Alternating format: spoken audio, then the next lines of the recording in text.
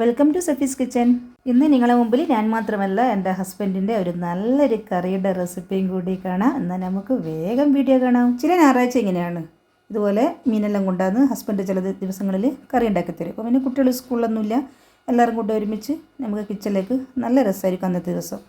എല്ലാ ദിവസവും നമ്മൾ തന്നെ ഉണ്ടാക്കി എന്താ പറയുക, എപ്പോഴും ഒരു മടുപ്പ് പോലെ ആ ഒരു ഭക്ഷണത്തിന്. അപ്പം പിന്നെ ചില ദിവസങ്ങളിൽ ഇതുപോലെ ഭർത്താക്കന്മാരെല്ലാം ഇങ്ങനെ സഹായിക്കുകയാണെങ്കിൽ നല്ലൊരു സന്തോഷമായിരിക്കും. ഇതുപോലെ വലിയ മീനെല്ലാം കൊണ്ടുവന്നാൽ കട്ട് ചെയ്യാൻ എനിക്ക് നല്ല ബുദ്ധിമുട്ടാണ്. അന്നേരം മൂപ്പറാന്ന് ഇതുപോലെ കട്ട് ചെയ്തത്. അപ്പോൾ കട്ട് ചെയ്ത് കഴിഞ്ഞാൽ ഞാൻ പറയൂ, നിങ്ങളെ പഴയ കറി നല്ല ടേസ്റ്റായിട്ട് കറി ഉണ്ടാക്കൂ, നല്ല ടേസ്റ്റാണ്, അങ്ങനെ ഇങ്ങനെയാണെന്നെല്ലാം പറഞ്ഞ് ഒന്ന് സോപ്പാക്കിയാൽ ചില ദിവസങ്ങളിൽ ഇങ്ങനെ ആക്കി തരുത്തുണ്ട്.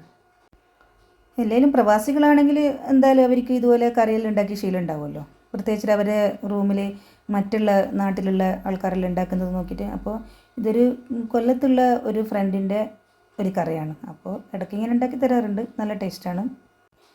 ഇനിയിപ്പോൾ നിങ്ങളെ ഭർത്താവ് ഇതുപോലെ സ്പെഷ്യലായിട്ട് കറി ഉണ്ടാക്കി തരുത്തുണ്ടോ എന്ന് എനിക്കറിയില്ല. ഉണ്ടെങ്കിൽ ഒന്ന് നിങ്ങൾ കമൻറ്റ് ചെയ്യണേ. കട്ട് ചെയ്യാൻ ഒരുപാട് ബുദ്ധിമുട്ടേന്. ഇത് എന്തോ തൊലിയെല്ലാം കളഞ്ഞ് ഇത് കയറാന്നാണ് അങ്ങനെ മറ്റാ പറയുന്നത് ഇതിന്.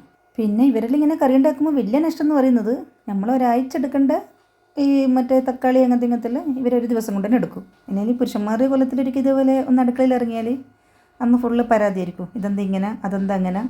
ഇനിയിപ്പോൾ എൻ്റെ ഗ്യാസ് അടുപ്പ് തീരെ സ്പീഡില്ലാന്നെല്ലാം പറഞ്ഞ് വേറെ തന്നെ ഒരു അടുപ്പെല്ലാം ഫിറ്റാക്കി അങ്ങനെയാണ് ഇതുപോലെ ഒരു വലിയ ചട്ടിയിൽ. ഇതൊന്നും ഞാൻ ഉപയോഗിക്കലേ ഇല്ല. അത്യാവശ്യം മൂപ്പർ ഇതേപോലെ ഒരു കറിയാക്കുന്നതാണ്. ഇത് വെളിച്ചെണ്ണ പറന്ന് കടുകിട്ട് ഉലുവയാണ് ഇട്ട് കൊടുത്തത്. ഏറ്റവും വലിയ രസം എന്ന് പറഞ്ഞാൽ കുട്ടികളും നമ്മളും എല്ലാം ഒരുപോലെ അടുക്കളയിലുണ്ടാവും. കാരണം എല്ലാ ദിവസവും ഞാൻ ജോലി എടുക്കുമ്പോൾ ആരും ഉണ്ടാവില്ല.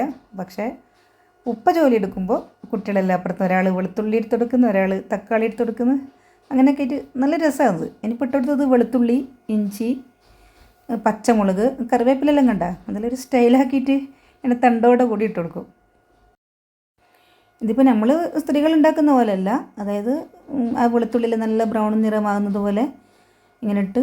തക്കാളി ആണെങ്കിൽ ഒരു 7 തക്കാളി ആയിട്ട് എടുത്തിന്. ഇതിൽ അങ്ങനെ ഉള്ളി അങ്ങനെ ഉപയോഗിക്കുന്നില്ല, തക്കാളിയാണ് ഏറ്റവും കൂടുതലായിട്ട് എടുത്തിരിക്കുന്നത്. എന്നോട് പറയും ഇത് നോക്കിയിട്ട് എനിക്ക് ഉണ്ടാക്കാൻ പഠിച്ചൂടെ അങ്ങനെയാണെന്നെല്ലാം പറയും. പക്ഷെ ഞാൻ എന്തായാലും ഇത് പഠിക്കില്ല. കാരണം എപ്പോഴും കിട്ടുന്ന ഈ ഒരു ചാൻസ് പിന്നെ കിട്ടില്ലല്ലോ. ഞാൻ ഒന്ന് ഉപ്പിട്ട് കൊടുത്തിട്ടുണ്ട്. എന്നിട്ട് ഇതുപോലെ മൂടി വെക്കാം. ഇതിപ്പോൾ തക്കാളി ഒന്ന് നല്ലോണം ഒന്ന് വെന്തതിന് ശേഷം 1 ടീസ്പൂണ് മഞ്ഞൾ പൊടിയും പിന്നെ മല്ലിപ്പൊടി ഒരു 2 ടീസ്പൂണ് മല്ലിപ്പൊടി ഇട്ട് കൊടുക്കുന്നുണ്ട്.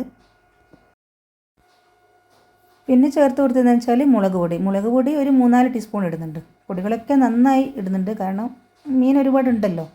അതിനുശേഷം ഇവർ മെയിനായിട്ട് ഉപയോഗിക്കുന്നതെന്ന് വെച്ചാൽ ഫിഷ് മസാലയാണ്. ഫിഷ് മസാല ഒരു 1/2 പാക്കറ്റോളം ഫിഷ് മസാല ഇട്ട് കൊടുക്കുന്നുണ്ട്.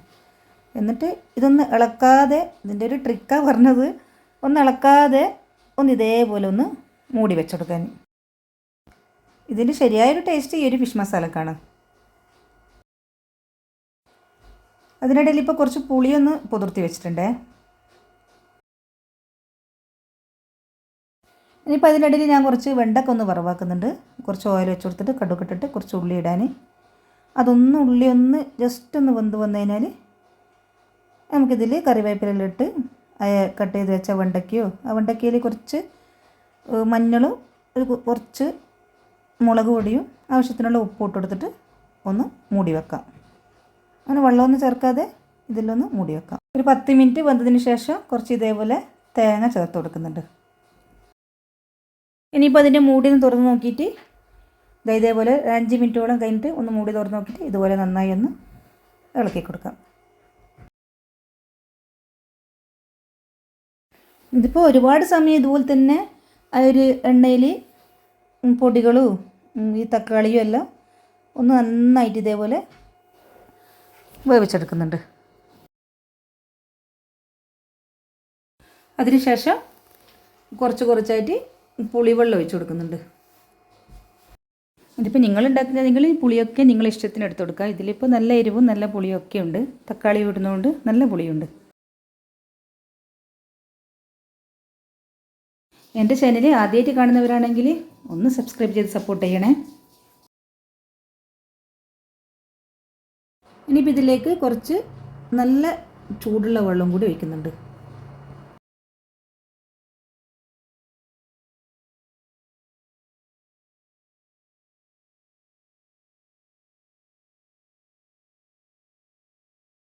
അതിനുശേഷം ഗ്യാസ് ഒന്ന് ചെറിയ തീയിലാക്കിയിട്ട് അതൊന്ന് വറ്റിക്കാം. അതിനിടയിൽ കുറച്ച് മല്ലിച്ചപ്പ് ഇതുപോലെ ഇട്ട് കൊടുക്കാം. എന്നിട്ടൊന്ന് മൂടി വെച്ചിട്ട് ചെറുതായിട്ടൊന്ന് വറ്റിച്ചെടുക്കാം.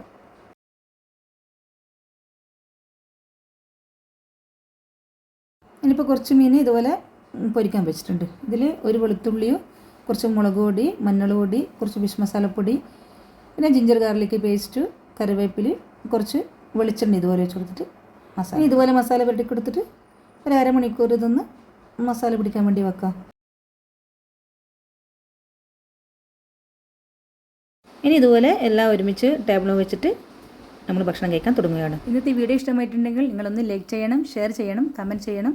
ഇനി നല്ലൊരു വിശേഷങ്ങളുമായി ഞാൻ വരും. ബൈ.